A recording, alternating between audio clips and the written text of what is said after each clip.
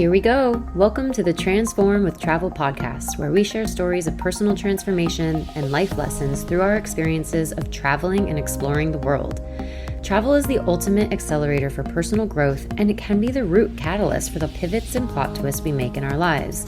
I'm your host, Kelly Tolliday, and it's my mission to inspire you to live life to its fullest, travel with an open mind and heart, and let the world show you a new perspective. I'm so grateful you're here with us today, so let's dive right in. Happy exploring. Hello, everyone. Thank you so much for joining today. Welcome to the pod. My name is Kelly Tolliday. I am your host, and today's episode is a deep dive into a solo episode around one of the most pivotal moments in my life whilst traveling and just in my life in general. And the story is based back in 2018. And it is a story that I've told a lot of times to a lot of people. As soon as they hear even like a snippet of what's happened to me on this trip, it becomes a full-fledged conversation about what it was like to kind of go through that experience. And it was definitely something that has shaped me as a person. It's something that has been a traumatic experience in my life, something that I've worked through. And because of this, I've been able to grow as a person. I've been able to build my reservoir of tools in my toolkit for resilience and for reducing anxiety and just really becoming a better overall teacher within the yoga and breathwork and meditation space. So looking back at it all now, I can definitely see how, I've grown from it, but it's definitely a story in which I want to be able to share not just the highs of travel, but also the lows and what is the reality of going to certain countries in certain geographical locations, certain countries that don't necessarily have infrastructure in place to handle, let's just say, a natural disaster. That's where we're going with this. And also countries that don't have the resources to be able to support you really through something like that. So this story starts back in 2018. And Sam and I had decided earlier that year that we were going to officially leave Sydney. We had been in Sydney for 5 years, and we decided that we were going to leave Sydney and go back to traveling through Asia. In 2015, we had left Sydney as well, and we traveled Asia for about a year. And then in 2018, we decided, okay, you know what? We're ready for a new change. Let's go back to Indonesia. And we loved Indonesia so much. So much to the point that we always knew that we wanted to go back, specifically this little island chain called the Gili Islands. It's about 20 minutes boat ride off of the larger island of Lombok. And Lombok is about a 40-minute plane ride, 2.5, 3-hour ferry ride from Bali. So to put things in perspective. And this little island chain, it's 3 islands, Gili T, Gili Air, and Gili Meno. And Gili Trawangan is the largest island, not very large relatively, but it is still the largest one out of the 3. Gili Air is like the middle one and middle-sized, and Gili Meno is the smallest, most little remote island. And so we always knew that we wanted to go back to Gili Air. We had been to Gili Air for a couple weeks in 2015 when we had first gone to Indonesia, and we just fell in love with the diving culture. Like every day you're just diving the most beautiful sites. It's so relaxed. You can walk from one end of the island to the other within 20 minutes. And there was a beautiful yoga shala there where I really got to deep dive more into my practice. And it was just probably one of the most blissful few moments and few weeks that we had during our entire travels of being in Asia the first time around. So we always knew that we wanted to go back to Gili Air. And we knew that when we wanted to make it our home base, we wanted to also kind of get something out of it when we were there. So Sam wanted to start and complete his dive master with an amazing dive company called Oceans 5. So if you are on the Gilis in any way, I highly, highly recommend going out to Oceans 5 and diving with them. And he had registered for this course. He finished his rescue dive certification in Sydney. He had done all the prep work so that when we landed in the Gilis, he was able to start his program right away. And we were planning on it taking about 2 or 3 months for him to finish the dive master. In the meantime, I had hooked up with a gorgeous yogashala yoga resort on the island, and I was going to teach weekly classes there while Sam did his dive master. And we were so excited to be able to start this journey and get to Gili Air and really begin this part of our life. We were planning on being there from about August until about October of 2018. We had said goodbye to Sam's family in Sydney. We boarded the plane. We landed in Bali, and we were supposed to spend a couple days off the island of Nusa Penida, which is just a ferry ride away from Bali. And when we landed in Bali late at night, we got a message from the ferry company saying, the seas are just way too rough. We can't make the ferry. It's probably going to be a week before the seas calm down enough for us to be able to take it.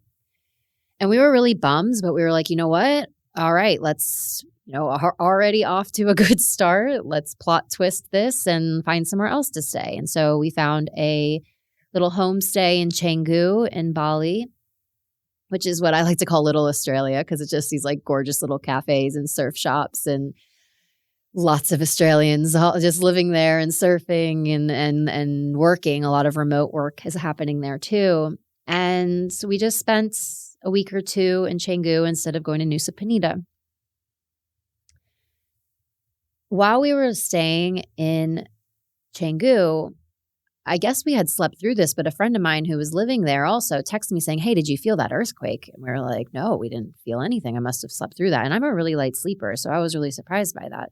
But you didn't really think much of it because there's a lot of earthquakes that happen in Indonesia. It lives within the Ring of Fire, which is like the most active volcanic and like tremor earthquake area of the world.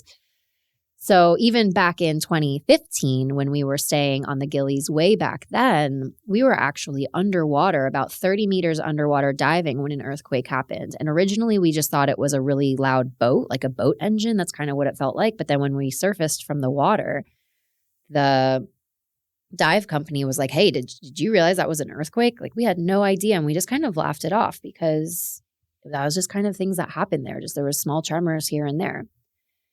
So that first earthquake, tremor, whatever you want to call it, happened in Bali, in Canggu when we were staying there. And we didn't really think much of it. So we finally were able to get on a flight from Bali over to Lombok. And then from Lombok, we landed on Gili T. We were going to spend our first 4 days in the Gilis on Gili Trawangan to see a friend of Sam's, a childhood friend, and we were going to spend my birthday there. And so we spent 4 awesome days on Gili T, just riding our bikes around the islands. There's no cars on any of the Gilis. There's horse and carriage, and there's bicycles and walking. That's it. That's how small this island is. And we spent 4 days there. On our second to last night, we woke up in the middle of the night to another earthquake. It was about a 5.0, which is a fairly large earthquake, enough to definitely like shake a few walls. And I looked immediately online to make sure there was no tsunami warnings or anything happening like that. And we were able to fall back asleep. Because to just put this in perspective, there's really no second story buildings on the Gilis. The highest elevation is going to be a palm tree. And like I said, you could walk from one end of the island to the other fairly quickly. So if a tsunami is coming, there is no plan B. There's nowhere to go. So I checked the tsunami warning. There's nothing happening. I was like, all right, fine. This is all good. So the next day, we meet up with some of Sam's friends. They take us to their little village. They hand us a coconut to drink, and we're walking around having a great time. And we say goodbye to them later after that night. We had a really, really nice night. And I wake up in the morning, and I immediately need to throw up. I was like, oh my God, I feel so sick.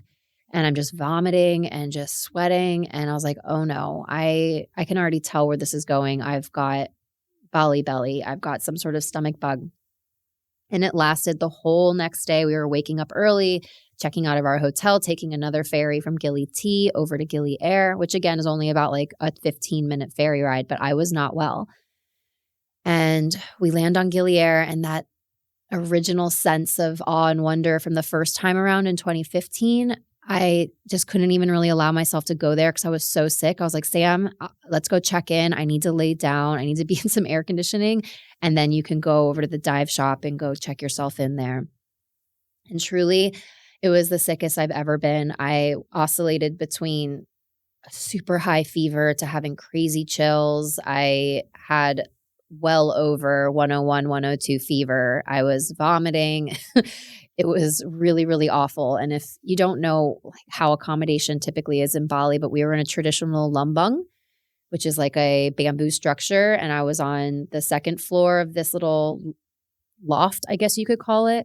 And the bathroom was downstairs and outside. So everyone could hear what was going on in that bathroom for multiple days. And by like the second or third day, I was like, something is very wrong. I think I need antibiotics. I definitely need vitamins. I definitely need an IV drip. So there is really no hospital on this island. There's a small clinic, but they don't have the resources available for something like this. So I was planning on getting onto the ferry from Gili Air, taking a boat over to the mainland in Lombok, driving about an hour to their local hospital and getting onto the hospital. Like that was my plan that day.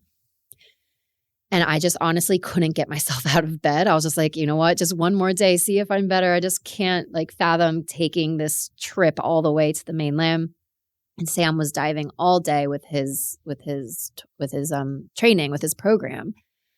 So eventually Sam comes home around 7 p.m., 8 p.m. It's starting to get dark and I'm not feeling well. And he was going to go meet some friends for some beers and some dinner, some friends that he met through the dive shop. And he says, you know, I feel bad. Like, I'll stay here with you. I'll just get some studying done downstairs while you're up there basically dying. And thank God he stayed, because within 15 minutes of him closing the doors and getting settled into study, this rumble from deep, deep down in the earth happened. And it was so severe and so aggressive that I immediately jumped out of bed and I had a glass of water, like an actual glass, in my hand. And I start running down the stairs because your brain can't catch up to what is happening. Like your brain can't comprehend that the floor beneath you is shaking. So I start trying to run downstairs to get to Sam, and the shake is so severe that the glass flies out of my hand, hits the wall, and ricochets all over the stairs. My brain not kind of comprehending what's happening. I'm running barefoot down these stairs. Luckily, I don't break skin and cut myself. And Sam's trying to open up our doors because he locked it. But again, the shaking is so bad that he cannot open this door. He can't get the door open to be able to get ourselves out. And eventually he just kind of breaks through it. And we run outside, no shoes, no passports, no wallets, no phones, nothing, because your brain's just like, get out of this scenario.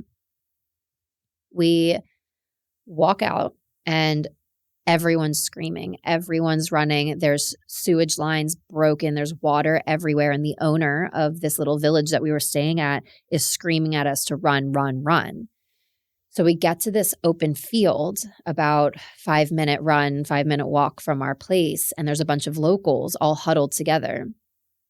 We have no idea whether there's a tsunami coming. We have no idea what the severity of the situation is, because even if we had cell phones on us, there was no service anymore. And like I said, it was like 8 o'clock at night. So it's also dark with no lights. So just to take it back a step, like I'm in full I'm sick attire. I'm in just like a tank top and shorts, no bra, no underwear, no shoes. So I'm definitely ready to tackle this situation attire-wise. And the first thing that we really notice is the locals are running with life jackets on, screaming, "Water's coming, water's coming." So that's concerning. We have no idea whether there's actually a tsunami coming. There's no way to check the tsunami warnings, and all we can do is take the locals' minds, take the locals' word for it. So we decide to sit down in this group of locals. There's not a lot of other foreigners, and they're handing out waters. They're asking if I'm okay, because I'm also vomiting at the same time, which I think they think is shock, which it could be, but it's also because I have a stomach bug. And eventually Sam's like, look, I got to go back to our accommodation because we need a passport, we need our phones, and we need our wallets. He's like, I don't care if we have any other clothes. We need those 3 things to be able to get off this island and get out of this country if we have to. So we run back after the tremors had kind of stopped. We run back. Sam goes upstairs, tries to get as much as he can. Of course, it's like triple locked. Our bag's like triple locked to the bed, so it takes even longer for him to get it. I'm just so worried that another tremor, another aftershock is going to happen while he's up there and the building will collapse. So I'm screaming at him to hurry, hurry, hurry. And he finally gets what he needs, a couple pieces of clothing, a pair of shoes, our passport, and our wallet. He runs back downstairs. We run past the group of locals. And Sam's like, there has to be a better spot on the island. We have to get farther inland, and we have to find a group of foreigners where we can speak to them a little bit better. So we start running down the alleyways. Anyone who hasn't been to the Gillies, basically it's just like a labyrinth of concrete walls that are like constructed on the side of the road, sides of like the roads that basically like block off the perimeter of each accommodation or business. So it like creates these little alleyways, and all of these alleyways had just concrete rumbled all over the ground. They were just broken.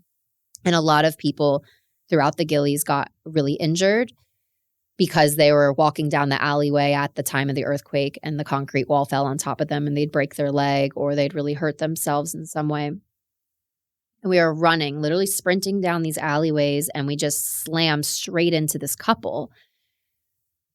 The woman was Indonesian and the man was some Westerner. We weren't quite sure yet. And he started speaking and we could tell that he was Kiwi. He was from New Zealand. And my husband immediately goes, do you have a cell phone? Is it working? And he's like, yeah, actually, I don't know how, but my cell service from Vodafone. So those of you from Australia and New Zealand who have Vodafone know that that service never works even in Australia. So the fact that this man's Vodafone cell service was working in the middle of an earthquake with no cell towers down was a miracle. So Sam immediately takes his phone, dials his dad, and calls his dad. His dad picks up and Sam's like, Dad, we were in an earthquake. We have to go right now. I just want to let you know that we're okay. And Sam's dad's like, oh, I'm watching the news right now and I saw that there was an earthquake. I was wondering if you would be involved in that in some way. And Sam's like, yes, we're involved. It's really bad. I have to go. I just want you to know that I'm okay. Please phone Kelly's mom and just let her know what's going on. So Sam drops the phone. We asked the man from New Zealand if we could follow him where he was going. He said, yes, there's a group of foreigners. They're in the middle of the island in this open air patch in the ground, basically, which is the best place to be because you didn't want to be near a building or potentially a tree that could fall over with another aftershock. So we follow him. We find this group of Westerners. We luckily link up with another guy from the dive shop that Sam already knew. So we kind of came like a little threesome there where we like built ourselves a little pack. We put like a sweatshirt down on the bare dirt and lay down and just spend the rest of the night trying to get a little bit of sleep whilst they were having aftershocks after aftershocks after aftershocks. I'm vomiting still. I'm not feeling well. I'm shaking, but I think the adrenaline is kind of keeping me alive at this stage and kind of numbing down the effects of what's happening to my body based on the adrenaline just coursing through. And I do remember just like laying on the ground and looking at the open sky and seeing shooting stars and seeing the most beautiful sky I've ever seen in my life and just being huddled with this group of about 50 to 60 strangers who are all just trying to survive together and thinking like, wow, the earth, like Mother Nature is so powerful and so scary and also just so beautiful. Like I couldn't believe, my brain just couldn't comprehend that we were in this situation. And that I was just looking at these shooting stars, just waiting and waiting and waiting for the sunrise to come. Because once the sun rose, then we could assess the damage. We could just really start to take in the reality of our situation. Luckily, someone near us was able to get cell service, and they were constantly checking the tsunami warnings. And when the announcement came through that there were no tsunami warnings based on that initial shock, we were all like jumping up and down and yelling with each other and clapping and just so excited. And it was that sense of community that like, okay, we're all here. Like we have each other's back. So that was on August 5th. That was a 6.9 earthquake. That was a really, really severe earthquake. Over 300 people on and off the Gili. So on the Gili Islands and on Lombok mainland they died. It was like a horrific natural disaster. Over 1,000 people were injured and more than 200,000 people were homeless. Specifically on the island of Lombok, it was just devastating. There were landslides blocking off main highways to get to hospitals, to get to the airport. And the island itself was cut off from knowing exactly what the extent of the damage was on the mainland. So when we woke up the next morning, we made our way back to the dive shop because it was kind of like where all of the community was kind of gathering around the different dive shops around the island. We were able to start assessing the damage and starting to assess the risk of trying to go on from the Gilis over to Lombok to get to the airport to try to leave, or assessing the risk to just stay on the island. So just so you know where like our heads were at. So on the Gilis, yes, there is a severe risk of a tsunami if another shock comes, if another earthquake comes. There's nowhere to go, nowhere to hide. But we knew we had at least a couple days worth of water for our immediate community within the dive community, and also in the yoga shala that I was planning on working at. The beautiful owner, Emily Christian, who will be on the pod, I'm sure, in a couple months. We're planning on interviewing with each other, but she also had a place to stay with a bit of electricity generator, enough clean water for us to drink for a few days, and food. So we knew we had food and water for a few days. But the risk was staying on an island where if there was another earthquake, if a tsunami would come. The other option was to try to get to Lombok from a ferry. We don't know what the state of the roads are at. We could literally see the landslide marks down the mountain. So we didn't know if there were roads blocked to the hospital. We didn't know if there was roadblocks to the airport. We didn't know if we would have access to food or water because everyone's in survival mode and trying to hoard for themselves. There were actually no flights available to leave from Lombok anywhere off the island because there are thousands of tourists on the Gilis and on Lombok trying to leave at the same time. So truly there was just so much more of a question mark of if we went to Lombok, what the safety standard was going to be.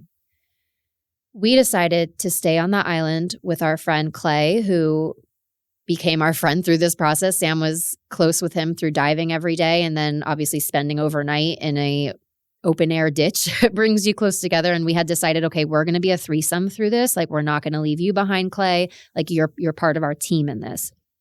And so Sam and Clay helped for 6, 7, 8 hours straight, loading locals and tourists from the beach, the shores of the beach, into a ferry, getting all the supplies into the ferries and helping them load off so that the ferry could go to Lombok.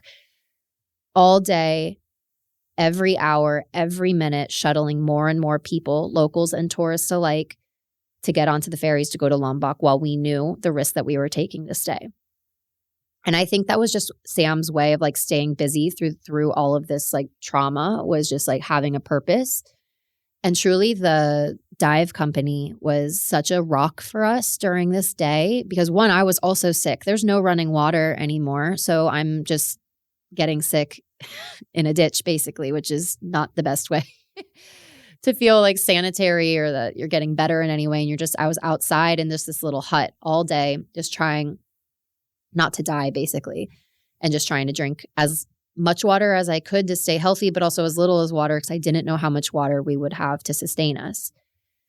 So we're all trying to make decisions for ourselves. The dive team kind of sticks together and says, hey, we're going to stay, at least one more night together. We go to a full island, like powwow, like all of the business owners, expats, local like chiefs, we all met in the middle of the island and just tried to make a game plan on what we were going to do as a community, which was a really beautiful way to see all of these people from all over the world converge and say, hey, I've got, these 5 gallons of water over here and I've got food over here. Everyone come to my house for dinner.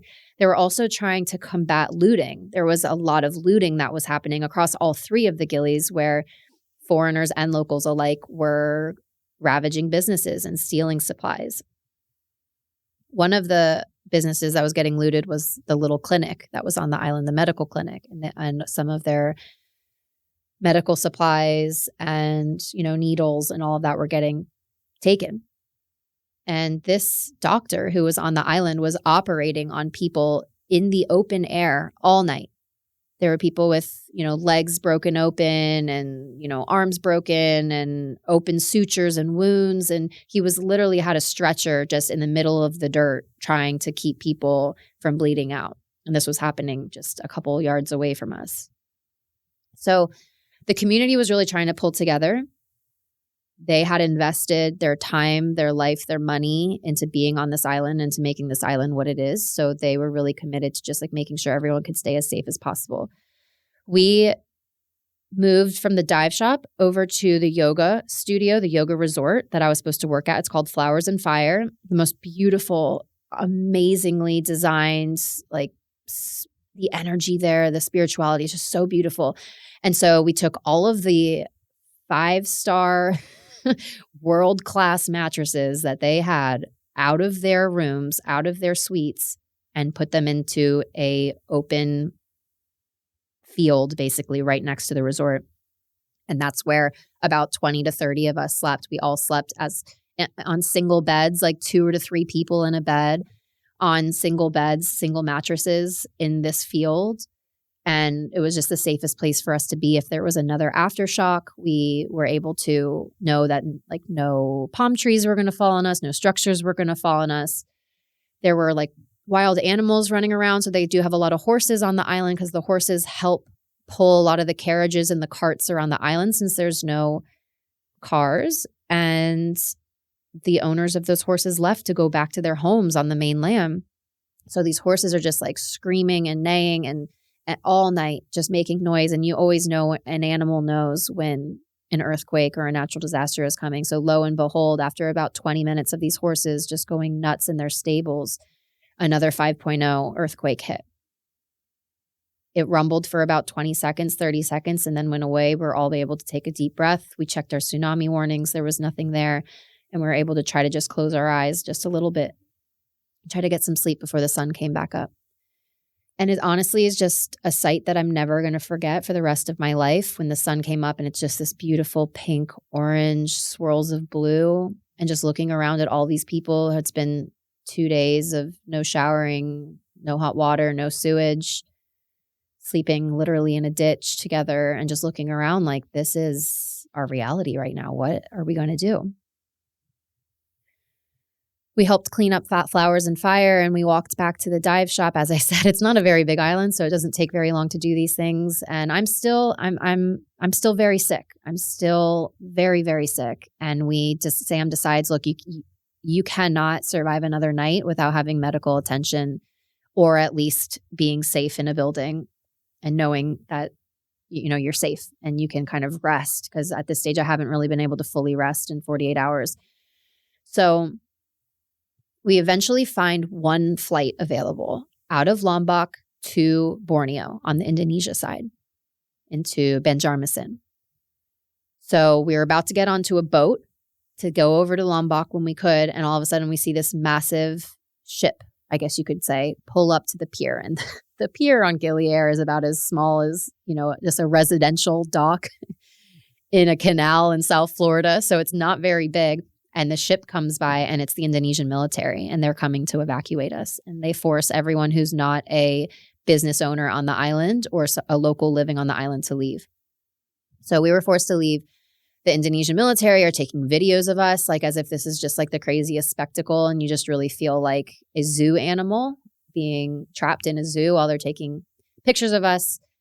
We make it over to Lombok and we step off the boat and we really start to assess the pure damage, because the earthquake, the original one, the 6.9 magnitude earthquake, was originally came from like the depths of the island of Lombok. So we're walking around.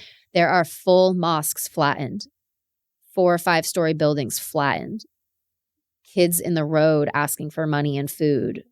Roads are completely blocked off from landslides.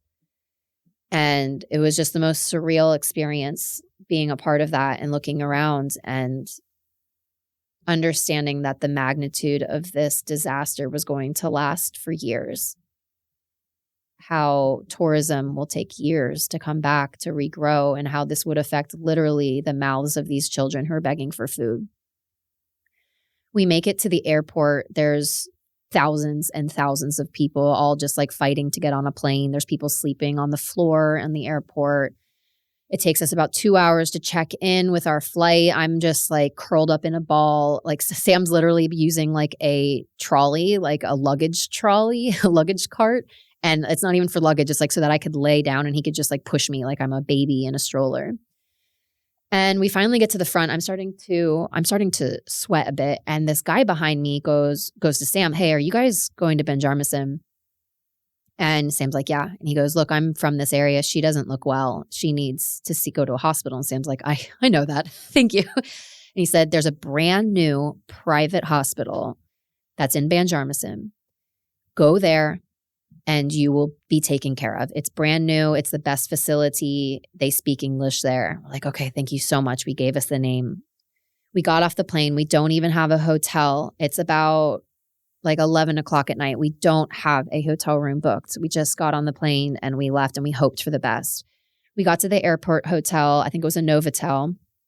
And they said, "Look, we're completely booked." Remember, there's 3 of us. It's me, Sam, and our friend Clay. We get to the airport and say, "We're fully booked. We have 1 room with 2 separate single beds." And we said, "We'll take it. Sam and I will sleep in a single bed and Clay can sleep in the other."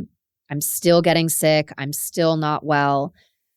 And we were able to sleep in a hotel room in the Novotel and to just like walk into what is quite a nice hotel, like quite a luxury hotel, just like in the same clothes that we were in since the earthquake had started. Literally dirt caked into our nails, caked into our eyes, caked into our hair, smelling like vomit and sweat and adrenaline and trauma. To walk into this nice hotel was just like, wow, like I can't even believe these 2 worlds are existing right now. I'm able to fall asleep. We wake up as soon as we can the next morning. We go straight to the private hospital. We walk in. No one speaks English. So we call my friend Carmen, our friend who we met on Gili Tea at the very beginning of this story. We call my friend Carmen. She speaks Bahasa, which is the Indonesian language on most of the islands. And she's able to start interpreting from what's happening with me over to the doctor and the doctor and back to me. They get me set up. They give me IV. They're giving me IV magnesium. They're giving me an antibiotic. They know exactly what's going on, that it's the classic Bali belly. It's a bug, and they're able to fix me up. I'm probably there for about 6 or 7 hours with multiple bags of fluids, multiple bags of vitamins, multiple conversations with the head doctor on the floor. And we go to leave. I'm already starting to feel better. I'm feeling replenished. I'm able to keep food down. We go to pay and I'm like, oh God. I mean, we had to do this, of course, but man, I don't even want to know what this bill is going to be. Thank God we have travel insurance. We're going to, just put a claim into the insurance. And it cost $67 for the entire stay that we were there. It wasn't even worth it to put it through my travel insurance because I think our deductible was like $150 or $200. So that was like a really big relief because I was really worried about that. We get back to the hotel. The hotel was finally able to find us another room so our friend Clay could have his own room. We're able to get our laundry done, which cost $60 for all of our clothes, which at the time, like we were getting our clothes done for $4 a pound or $4 a kilo. So $60 was like shocking, but we had to get our clothes clean. So that had to happen. So we finally are able to get a flight out of Banjarmasin and we decide to go to Singapore. It's the safest country that we can think of it's the most modern, it's the cleanest. We're able to get our feet on the ground, although it's the most expensive in the area in terms of countries. We knew we have to get to Singapore. Sam's family has had ties to Singapore for decades and we just feel really safe there. So we flew to Singapore. We get to a hotel that we booked. We didn't realize, of course, Singapore is like all high rises. So we get on the 13th floor and we're still literally shaking from this experience. So being on a really high floor was not something that we wanted to be on, but we just had to do it. So we're in this hotel room. We're starting to just land a little bit safely. I'm still recovering. I'm definitely better, but I'm still recovering. Standing up for long periods of time is really tiring. So Sam and Clay, they go out and just get some food. They get some beers and just try to feel a little normal again. And I'm just in the hotel room trying to process and recover. And by like the third or fourth day in Singapore, I'm able to explore a little bit more, starting to feel like ourselves. But really during this time, we're trying to reroute. We were planning on staying in Indonesia from August until October. And then from October, we were going to go directly to India. And then from India, we were going to come back to Indonesia for Christmas. I had 4 friends book their flights from the US to meet me in Bali, meet Sam and I in Bali for New Year's. So there was really no option. Like we had to go back to Indonesia no matter how like traumatic it really would have been for us because people were counting on us to be there. But now, since it was mid-August, we had to decide where we wanted to go. We had already booked our accommodation for a large part of India for October. So we had until mid-August, until early October to decide what we wanted to do. And while, yes, we could have explored a country we haven't been to, like Myanmar or the Philippines, we just kind of wanted to stick to what we knew so that we still felt safe. So we had lived in Thailand and been in and out of Thailand for about a year in 2015. So we knew, okay, we know how Thailand works. We know a little bit of the language. We feel really comfortable there. We can rent motorbikes. We know how the system and the society works in Thailand. So let's go back to Thailand. We went back to Thailand for about 6 weeks. We spent 2 weeks in Chiang Mai, just to really in the same hotel, which was great because just feel really grounded again and just really start to like process what happened to us. I was able to see an acupuncturist there a couple times. I was able to process what really felt like a failure. Like I told everyone I'm going to go teach yoga at this beautiful studio in this idyllic paradise in Indonesia. And Sam's going to do his dive master. And like, this is the plan and this is the dream. And that got completely ripped from us. So I was really struggling and battling with this concept of failing, this concept of like almost quitting. And it really took me a long time to learn that, to trust in that reroute, and just knew that even though I didn't know where this was going to take us, like I had to trust that this was all going to be okay.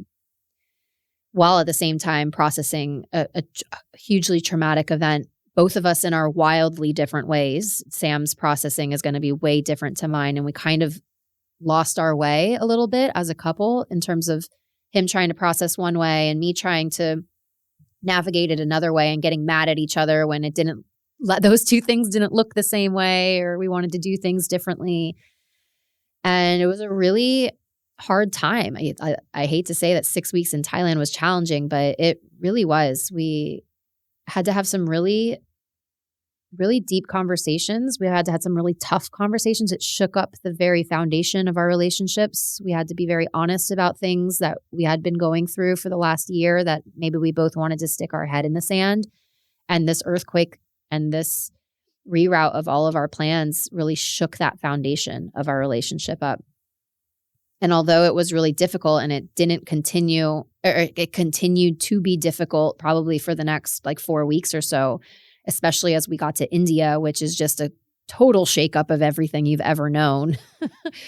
And it was vastly uncomfortable specifically for Sam, that experience through India. It continued to be a difficult time in our relationship whilst we're trying to explore and have fun and enjoy the moment. It was just such a dichotomy of experiences happening for both of us separately, for us as a relationship, as an entity. And we hit some really low lows and at the same time hitting some like the highest of highs. So it was just like a big roller coaster. And during that time, I was linked up with a psychosomatic therapist. Her name is Petra. And me being able to have Zoom sessions with her through somatic healing really changed the course of my life. It took me on a deep dive of me processing my own emotions in a somatic way and like a deeply felt sense in my own body, how I've held on to traumas throughout my life within my own body and how that manifests in different ways. And it honestly, if it wasn't for this earthquake happening, I don't know if I would have been like pushed into like being so backed into a corner that I had to try anything to help me be able to process the situation. And it really led me on my own personal journey of healing and being able to dive deeper into somatic therapy. And that's what I largely help my clients in now through yoga, somatic healing, and meditation. Although it had been such a challenging time for us, we were able to change our plans in a way that at first felt really disappointing. I was so disappointed in myself. I was so disappointed that the plan didn't work out. I was really grieving the experience that I wanted to have by diving deeper at this yoga studio on the Gilis with this amazing teacher. At the same time, we had to make a plan. Although we could stay in Thailand for a long time, we'd done it before, we could do it again. Both of us knew that we needed to continue on. So we moved on from Thailand and we went to India. We spent 5 weeks in India, which will be a whole separate podcast episode. That's a whole nother doozy there. And then from India, I had to go back to the US unexpectedly because my grandma had passed away. So Sam had a couple friends meet him back in Bali, which was a really big step for him to be able to say, yeah, I'll go back to Indonesia where this traumatic event just happened 4 months earlier. But he had two friends say, hey, I don't want you to be alone while Kelly has to go back to the US. We'll come meet you in Bali. And they spent 2 weeks in Bali while I spent 2 weeks at home. And then after my time at home and his time in Bali, we met back up again in Sri Lanka. And I really think that like period of 2 weeks away from each other, he got to process in his own way. I got to go home and feel grounded and feel the support of my family. And then we met back up in Sri Lanka virtually, like running into each other's arms at the airport and just kind of like blank slate, like just allowing ourselves to be like, okay, like we have a decision right now to like take a step forward. Not to say that we're just going to forget the experience of the earthquake and also forget the challenges that we had in our relationship, but this is our commitment to ourselves to take a step forward. And Sri Lanka was nowhere on our plans. Like it was, like I would love to go to Sri Lanka, but it just wasn't going to fit into this plan this time around. But when we were left with a month in between India and in between when we had to go back to Indonesia to meet our friends for New Year's, we had about 4 weeks in between. And I said, well, Sri Lanka is a very easy flight from India. It's literally right off the coast of India. Why don't we go check it out? And I had really no one to fall back on in terms of like knowing how cool Sri Lanka was. I had one friend who went as a solo female traveler about 5 years prior. And she had said that it was a challenge for her as a female traveler back then. And then we also, Sam's brother and sister-in-law had spent some time there for their honeymoon or I don't know, some trip that they took, but they loved it. So we said, you know what, let's just go and try it. And we spent 4 weeks, majority on the south coast on the beach in Sri Lanka, a little bit inland, and sometime through the national parks, we're able to see wild elephants and cheetahs and the coolest stuff. And man, Sri Lanka became our favorite country that we've ever been to. We would go back and live there. It was just the people, the culture, the food, the beaches, the surf, the diving. It's so easy to travel around and it's fairly small, so it's easy to drive. And we met the best travelers ever at the best hostel ever at Spindrift in Welagama. The owners, Charlotte and Josh, are incredible. I will have them on the podcast 1000%. But it was a game changer for us going to Sri Lanka. It was everything that we needed and more. It reignited the spark and the love for travel, the trust in other people, the trust in the universe. Like it was just absolutely everything we needed. And we wouldn't have made it to Sri Lanka had our plans not been changed. And I'm just so grateful we were able to have that experience there as a couple and be able to heal. And also be able to heal not just our relationship with ourselves, but also our relationship with travel. Because I think by the end of Thailand, by the end of India, although I had an amazing time in India, Sam was really struggling. And I think we were getting a little bogged down. And Sri Lanka totally reignited that spark and that love for culture and travel and exploration. Also, what was not planned for us was having so much time at the tail end of our trip. So like I said, we had to meet our friends in Bali. for New Year. So after Sri Lanka, we flew to Bali. We spent about 2-3 weeks in Bali with our friends. And then we also had all of January. We weren't planning on going back home to Sydney. And I said, you know what, Sam, why don't we just go back home early? And he's like, look, there's nothing there for us. We quit our jobs. I mean, I'm not to say that there's nothing there for us. His family is there for us. That's not what I mean. But he just means like we quit our job. We don't have a car. We didn't have a place to live. And luckily, Sam's parents are the most gracious people in the world. And they let us live there multiple times across the last 5 years when we were living there. But he was like, why don't we go do something else in Australia we haven't done? And it hadn't really crossed my mind to go do something else because Australia is expensive to travel around and we were backpacking on a budget. But we said, hey, neither of us have ever been to Western Australia and really drove the coast and explored that area. And so we decided when we had about 3 weeks left of our trip, we flew to Western Australia and we drove 3,000 kilometers over the space of 2 or 3 weeks and saw some of the most beautiful places on the planet. And again, it quickly became one of our favorite places in the world, one of our favorite regions in the world. So all of this to say how traumatic that experience was for us, how it still spills over into my daily life today. Like still to this day, I can feel myself looking around for exit points. I can find myself being like, all right, if something happens in this mall, I'm going to go this way. I'm going to go that way.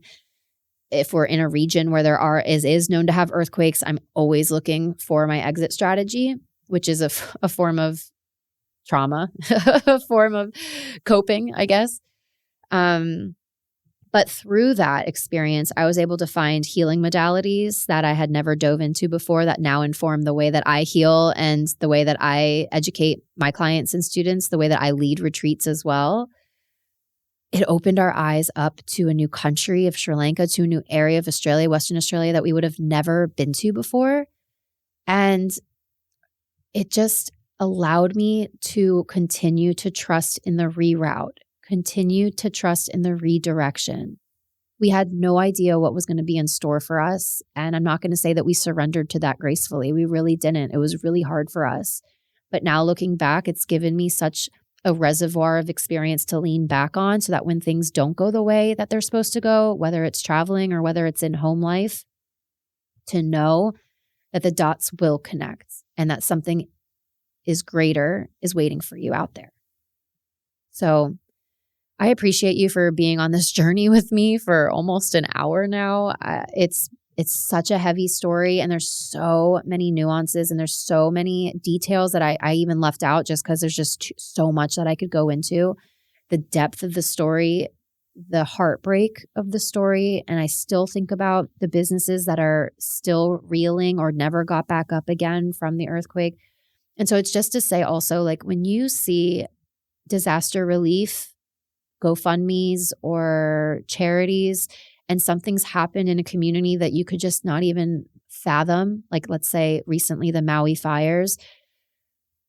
I know it's not possible for everybody, but even if you have $5, $10, like that money is just so helpful. I can't even tell you the direct impact that when we were fundraising for the Gilis and for Lombok, the direct impact that it had on families that I had met on the island. So don't shy away from leaning into some of these heartbreaking stories of natural disasters and these relief funds that are out there because they really do need the help and you have a direct way to impact people's lives. And lastly, I don't want this story to stop you from ever going to a place that has active natural disasters. Like I want you to be safe, but you can't control everything. We get hurricanes here in Florida. There's earthquakes and fires in California. Hell, there was a hurricane in California and Mexico just last week. Like the world is changing. The climate is changing so much and we can't control what's going to happen to us and it can't stop us from going places around the world and just leaning into it. Can be terrifying when I think about, going somewhere and another earthquake happening, but I'm choosing every day to not live in that fear. And I'm choosing every day to believe that life is working out the way it's supposed to for me. Despite some of the risks that might be taken, despite some of the things that might happen to me, I'm choosing every day to live outside of that fear and to really lean into all of the depth and range of emotions that life has to offer us and that this world has to offer us. So thank you so much for listening. I really appreciate you, like I said, going on this journey with me, and I will see you on the next episode. Thank you. Thanks for tuning in to another episode of the Transform with Travel podcast. Don't forget to hit subscribe so you never miss an episode of inspiration, adventure, and exploration. If you felt inspired by this episode, please rate and review in whatever streaming app you're listening from. This allows us to spread the word even more and continue to serve up weekly doses of adventure. As always, we'd love if you could share the episode with someone in your life who you think will benefit from this conversation. Thanks so much for listening. This is your reminder to get out there and keep on exploring.